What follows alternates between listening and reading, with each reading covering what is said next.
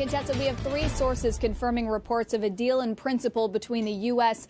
and China. Of course, this deal was reached among negotiators and it is still awaiting the sign-off of the President of the United States. One source who is close to talks said that President Trump has been trying to drive up the amount that China committed to agricultural purchases. Remember, back in October, he said China would be purchasing $40 to $50 billion in U.S. agricultural products. That number had moved closer to $40 billion, with the Chinese saying the highest ever that they had purchased in the past was $26 billion worth of farm products. And President Trump has been focused on that number, and he wanted that to come higher. We'll see exactly what gets decided in the Oval Office. When I reached out to the White House, they said a deal in principle had already been reached back in October. But the only problem was the Chinese hadn't signed on to that deal. We never saw an official release from the Chinese side after that they had agreed to what President Trump had announced. And in the intervening months, they've been haggling over exactly which tariffs would come off and whether China would, in fact, make those purchases. So how is this time different?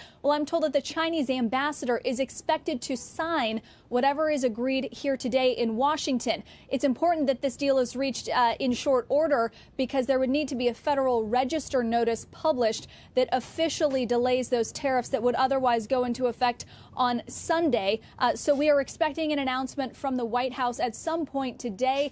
Unclear how long this negotiation behind closed doors will take, but certainly sources who have been in touch with the White House and with negotiators say that there has been a deal reached in principle by negotiators, and now it's just up to President Trump to sign off. Kayla, didn't we get news from President Trump earlier that was like, as a sign of good faith, the Chinese have agreed to start buying back more of our agricultural products? Yes, they did. Of course, there had been some skepticism among advisors that they were only doing that because they had seen a depletion in the Chinese herd of hogs because of African swine fever that had depleted that population, that they needed U.S. pork, and they were only doing that for selfish reasons. It's really that sticker price, that $50 billion number that the U.S. has been focused on, or at least that the president has been focused on. It really wants the Chinese to hit that target. So the frustration had been, especially from USDA and from the president, they had been making these purchases on sort of an ad hoc basis, and they want a wholesale commitment to that big number. And any more clarity then on whether there would be a 50% cut on existing tariffs?